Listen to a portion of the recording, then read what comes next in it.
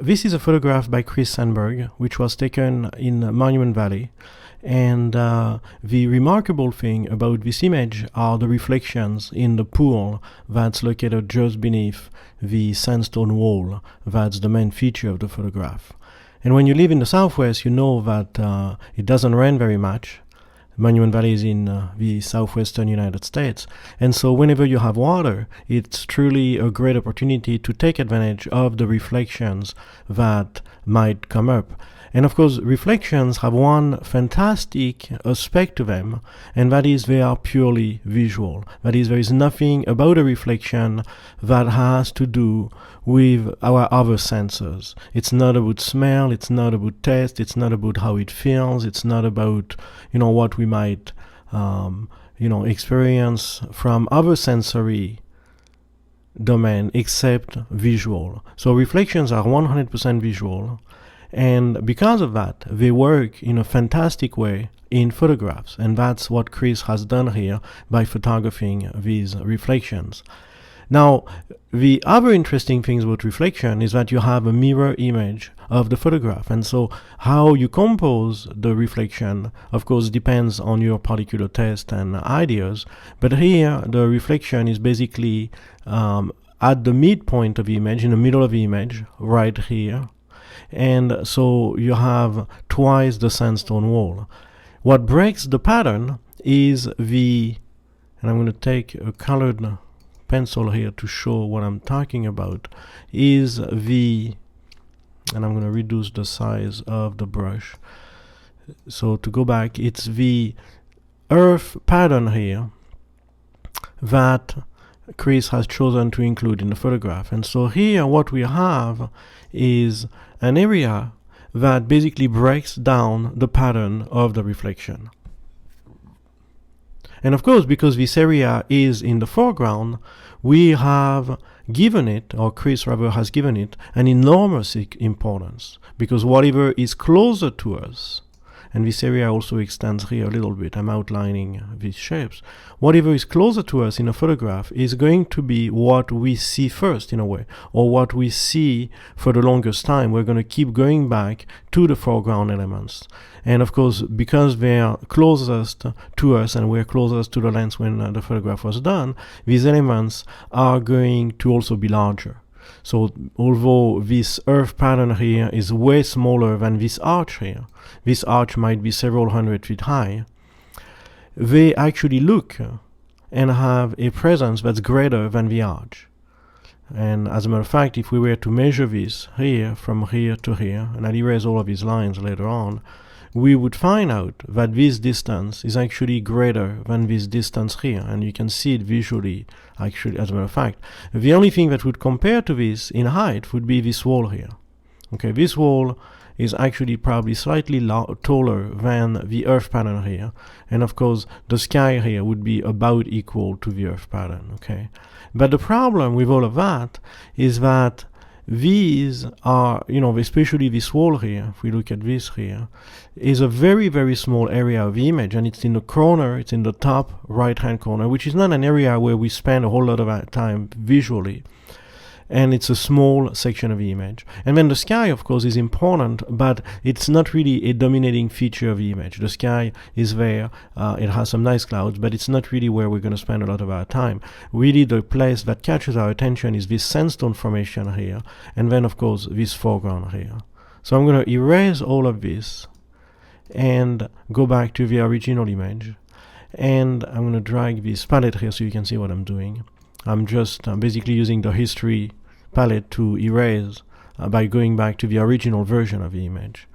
And of course, the problem that we have is why give so much importance to this earth area here, even though when we look at it carefully, okay, when we look at the contents of the earth area, it does not have a whole lot going on.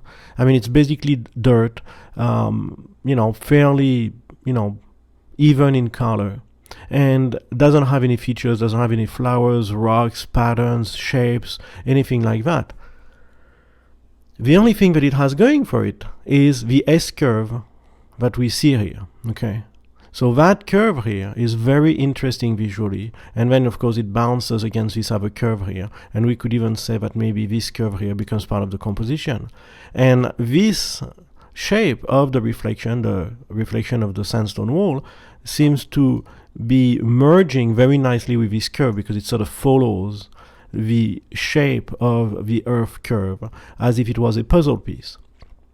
So all of this works very, very well. And then we could also say that the earth shape here breaks down a little bit the pure reflection that we would have if it wasn't there. So all of that makes the point that basically this curve here is what's interesting. It's not just a straight line piece of dirt, and it's not just a sideline or a diagonal line, earth area. It has a nice curve, S-curve or other, and bouncing against that. But besides that, the contents of the shape itself are fairly uninteresting. It's just dirt with a little bit of, grass at the foreground. And we don't see it very, very well. So what I'm going to do is I'm going to very briefly create a curve. And in Photoshop CS4, now we have this feature here that allows me to drag into an area and brighten it as I go. So I don't have to actually create a curve. I can just click and drag in a particular area to brighten or darken the image. And I'm going to do OK. And now we can see the contents a little bit better. And because I think that the image might be a little dark. It might be my monitor, but I think that it's a little dark. And of course, we can see the contents better. And let's imagine that this photograph is, let's say, a 20 by 30 print on a wall in your house. You have this beautiful sandstone formation, this beautiful reflection, but then in the foreground, taking probably a third, maybe a fourth of the image, is this earth area that is very prominent, very important, but devoid of much interest besides the shape here. Okay, that is, there is nothing inside that tells us that we should spend a lot of time studying this area. And so the point that I'm trying to make here is that if it had been me, I would certainly have noticed the shape of the curve. I would probably have noticed that it did not have many interesting features inside, and I probably would have gone to this area here and shot the reflection in its entirety right from here without including any of the dirt area. I would have forfeited the interest of the curve because what was inside the dirt area is not interesting, and I would have just focused on the reflection. I would have simply created a mirror image, and I think that the image would have been more interesting. And of course now it's very, very, very difficult to do because we don't have the benefit of having any of the original scene. But just for the sake of argument, I'm going to try to briefly create this, and this is going to be fairly, there's going to be some damage because obviously I'm working without a safety net here. I'm just trying to recreate the reflection from very, very little. And you can see now in CS4 we have the clone tool that gives us a preview as we work, which is very interesting. And what my goal here is simply to try and erase the dirt area, so that we have simply the reflection itself and no more dirt. Okay, no more dirt, because I don't think it's that interesting. And as I go, you can see that I personally believe the image is going to become more interesting in a way, because we will have now in the reflection, and of course I could have used the sky, but I wanted to go faster and not duplicate the sky 100%. And as I go, you can see that this reflection here, instead of just having the dirt area, we'll now have the clouds. And the clouds, they are not stunning clouds, they are not, unfortunately, what we could say, are once in a lifetime sort of clouds, but they are interesting. Okay, they are not really totally devoid of interest. And so, and I'm trying to imagine here a little bit of something that isn't, but what I'm trying to do is just very, very briefly and very, very roughly erase the reflection so that we can just imagine what it would be if we did not have this dirt area, which, like I said, I don't particularly like. And that's what we have. And of course I imagine this end here. But what we can see all of a sudden is that, first of all, a number of things come up. The first one is that this area here, which I did not work on, isn't really bothering me. Okay, that's the interesting thing. The second thing is that, This is the before, and this is the before I did all of my cloning, and this is the after. And you can see the image has a much more airy feel, a much more open feel. And so as I was saying, this area here doesn't really bother me. And in a sense, it does echo the mountain that's next to it. Okay, so we have actually, more than having an area with a dirt, we have actually a continuation of this mountain here, more or less like that. Okay. So it's a nice dark area on the right hand side. On the left hand side, we would, if this had been a true reflection, we would have had some more of the sky, okay? And I can try and import the sky, but it's going to be a fairly brutal experience again. But just to have an idea of what we would really have if this wasn't a clone, this was the reality, we would have had some of the sky here, okay? We would have had a little bit more blue. We would have had, some of the features of the clouds and all of that.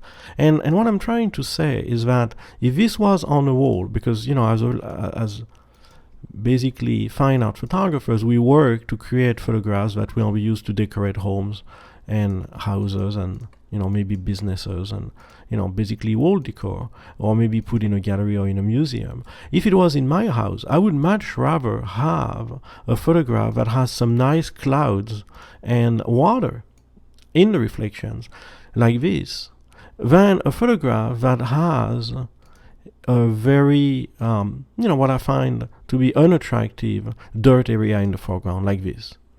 And I realize that this is more realistic because it's not cloned, but to me, this is more pleasing to the eye. So basically, that's my take on this composition. Composition is something that we can work out in the field, and of course, once we are back in the studio, there's not much we can do besides cloning like I did. But we can learn something, and what we can learn is that it's definitely possible to create this version in the field, and also this version simply by walking to this point here and taking the photo looking out that way, as opposed to being here and taking the photo this way. And so the lesson to be learned here is take several photographs in the field of the same scene, varying, changing the composition to reflect the different possibilities that are offered to you. And here we could have had one photo from here and one photo from here, and then later on make the choice in the studio. And so that's what I'd like to leave you with on this review of this photograph by Chris Sandberg.